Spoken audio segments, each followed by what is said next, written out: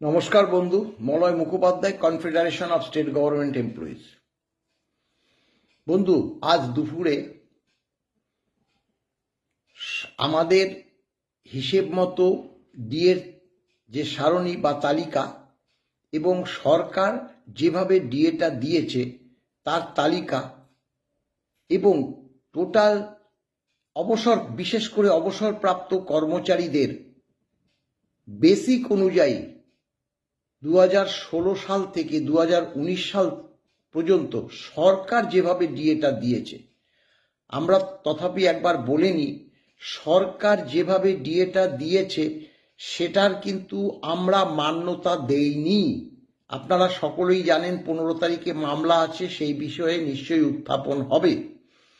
কিন্তু সরকার যেহেতু দিয়েছে এবং ব্যাংক এবং ট্রেজারি সেই হিসেব মতো অবসরপ্রাপ্ত কর্মচারী সমাজের কাছে তুলে দিচ্ছে, স্বাভাবিকভাবে সেই প্রেক্ষিত বিশেষ করে অবসরপ্রাপ্ত কর্মচারী সমাজের অনেকেই আমার কাছে ফোন করে বলছে, মলয়বাবু, সরকারের যে দেয় ডিএ আমার বেসিক অনুযায়ী অনেক কম।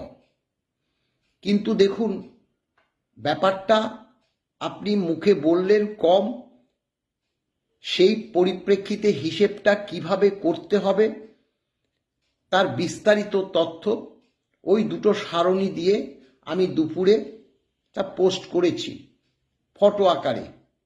কিন্তু আমি বলেছিলাম রাতের দিকে আমি ভিডিও আকারে আমি সেটা আপনাদের কাছে তুলে ধরব।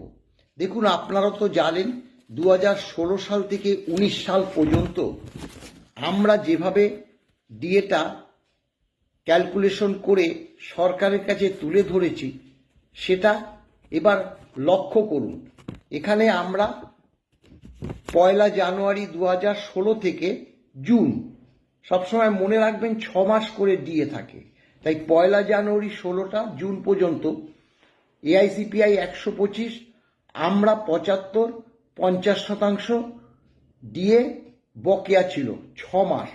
পরবর্তীকালে 1 জুলাই থেকে 16, সেখান থেকে একদম ডিসেম্বর 16 132 এআইসিপিআই, আমরা তখনও 75, 57। এবং তার প্যারালালে সরকার কতটা দিয়েছে সেটাও একবার বলে দিই, সেটা লক্ষ্য করুন। আমরা যখন 50% ওই জানুয়ারি মাসে, তখন সরকার দিয়েছে 25। আমরা যখন 57% তখনও সরকার দিয়েছে 25। 1 জানুয়ারি 17 থেকে জুন 17 136 এআইসিপিআই, আমরা 85, 51, সরকার দিয়েছে 25। 1 জুলাই 17 থেকে ডিসেম্বর 17 139, আমরা 85, 54, সরকার দিয়েছে 29%। 1 জানুয়ারি 18 থেকে জুন 18 এআইসিপিআই 142, আমরা তখন পাচ্ছি 100%, স্বাভাবিকভাবে সেটা 48%। সরকার দিয়েছে 15%।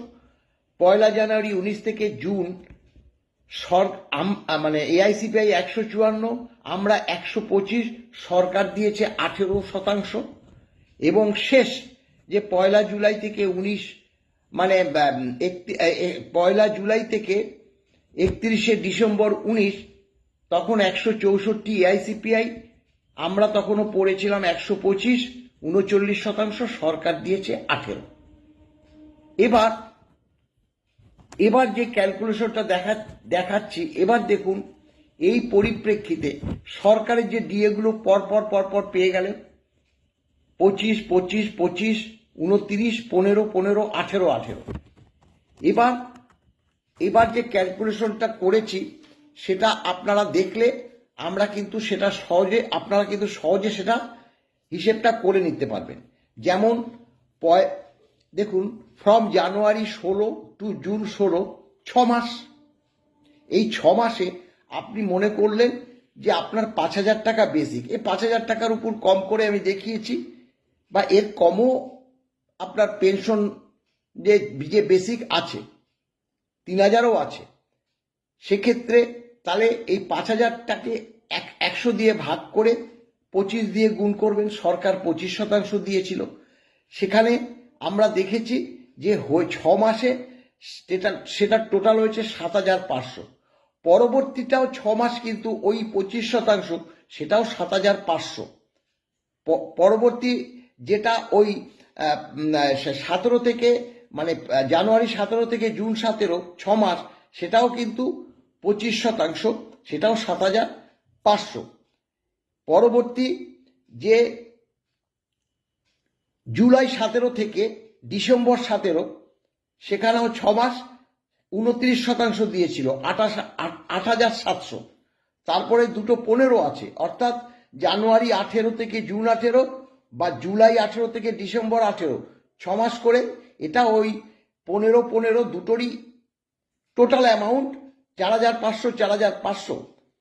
এবার 19%, সেটা 6 মাস 5,400, এবং শেষ জুলাই থেকে 31শে ডিসেম্বর, সেটাও 6 মাস 18%, 4,500।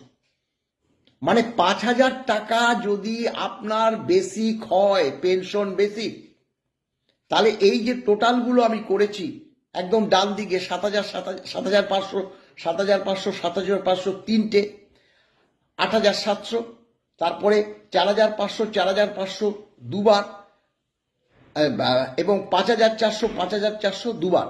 এই টোটাল করলে দেখবেন 51,000 টাকা হয়েছে। আপনার যে বেসিক 5,000 টাকার বেসিকে 51,000 টাকা, 5,000 টাকার বেসিকে যদি 51,000 টাকা হয়, তাহলে 1,000 টাকার বেসিকে হচ্ছে 10,200 টাকা। এবার আপনি যদি 1,000 টাকার বেসিকে আপনি যদি পেয়ে যান অ্যামাউন্টটা 10,200, তাহলে এবার যদি আপনার 10,000 টাকা বেসিক হয়, ইজি বার করতে পারবেন। 7,000 হলে ইজি বার করতে পারবেন, 15,000 হলে ইজি বার করতে পারবেন। একদম সহজ। স্বাভাবিকভাবে এই হিসেবটা আপনারা অনেকেই বলছেন আমার মা পেনশন পায়, আপনার যে হিসাব সেটাও কম। অনেকে বলছে আমি মানে আমার বাবা এর থেকেও কম পেয়েছে। মুখে যদি এইভাবে বলেন, সেটা আমি বুঝবো কিভাবে? আপনারা বেসিক এবং টোটাল কত পেয়েছেন সেটা লিখিত আকারে আমাদেরকে জানাতে হবে, তাহলেই আমরা কিন্তু সেটা নিয়ে পরবর্তী পদক্ষেপ গ্রহণ করব। আপনি যদি আপনার বাবার ধরুন 7,000 টাকা পেনশন, তাহলে 1,000 টাকার উপর যদি আপনার 10,200 হয়, তাহলে 7,000 টাকার পেনশনের টোটাল কত হচ্ছে ইজি বার করে ফেলতে পারবেন। সেটা যদি কম হয় আপনারা জানান, আমরা ট্রেজারি বা ব্যাংকের সঙ্গে কথা বলবো।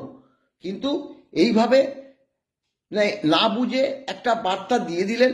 হ্যাঁ, এখন যদি আবার আরেকটা কথা বলে দিই, আমরা যেভাবে হিসাব করেছি সরকার কিন্তু সেভাবে দেয়নি। এটা নিয়ে আমরা বারবার বলছি, এই ব্যাপারটা আপনাদের মাথা ঘামাতে হবে না। আমরা মামলাকারী সংগঠন, সেটা নালিশ করব সর্বোচ্চ আদালতে। সর্বোচ্চ আদালত যা সিদ্ধান্ত নেবে, যেভাবে দিতে বলবে, আমরা তার মান্যতা দেব। এটাই হচ্ছে মূল কথা। এখন ব্যাপারটা হলো, এই বিষয়টি আমি দুপুরবেলায় তুলে ধরেছিলাম, অনেকে যাতে বুঝতে না পারে। আমি অনেকের মন্তব্য পেয়েছি, সেই মন্তব্য পরিপ্রেক্ষিতে আমি আজকে রাতে এই ভিডিওটা করলাম, করে পোস্ট করব। আপনারা নিশ্চয়ই এই ব্যাপারটা ওয়াকিবহাল হবে। এবং এরপরে সত্যি তো আমি বলছি, তো এরপরে যদি কম হয় সেক্ষেত্রে এরপরে যদি কম অ্যামাউন্ট হয় আপনারা জানান, আমরা এই পরিপ্রেক্ষিত আমরা ব্যবস্থা গ্রহণ করব। ভালো থাকবেন, সুস্থ থাকবেন, নমস্কার।